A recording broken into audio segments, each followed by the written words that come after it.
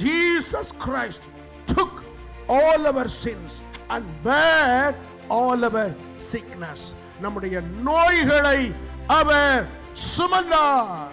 கலாத்தியர் 3:13 படி சாபங்களை அவர் சுமந்து விட்டார். அல்லேலூயா, அல்லேலூயா.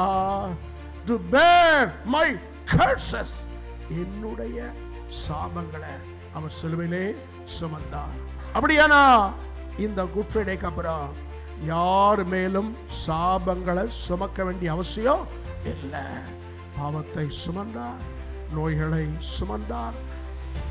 நியாயப்பிரமாணத்தினால் நம்முடைய தலைமையில் இருந்த சாபத்தை சுமந்து விட்டார். ஆகவே இனி சாபங்களை யாரும் தலையில சுமக்க வேண்டிய அவசியம் இல்லை. ரெடி முழக்கம் போல அல்லேலூயா சொல்லுங்களா? அல்லேலூயா. இனி சுமக்க வேண்டிய அவசியம் இல்லை. இந்த குட் ஃப்ரைடேக்கு அப்புறம் யாரும் சுமக்க கூடாது.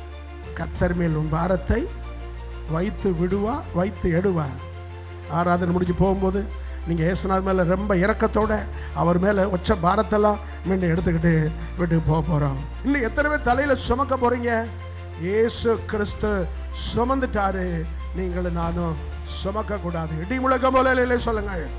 சுமந்தார் உலகத்தின் பாவத்தையும் சாபத்தையும் அவர் சுமந்துட்டார்னா நம்ம கீழே போட்டுட்டு அதுக்கு மேலே உட்கார்ந்து ஸ்தோத்திரம் பண்ணிக்கிட்டே போக போகிறோம். குட் ஃப்ரைடே சாபங்களை நாம் சுமக்க வேண்டியது இல்லை, நோய்களை சுமக்க வேண்டியது இல்லை. கீழே போட்டுருங்க.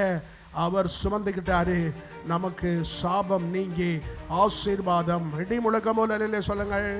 அல்லேலூயா.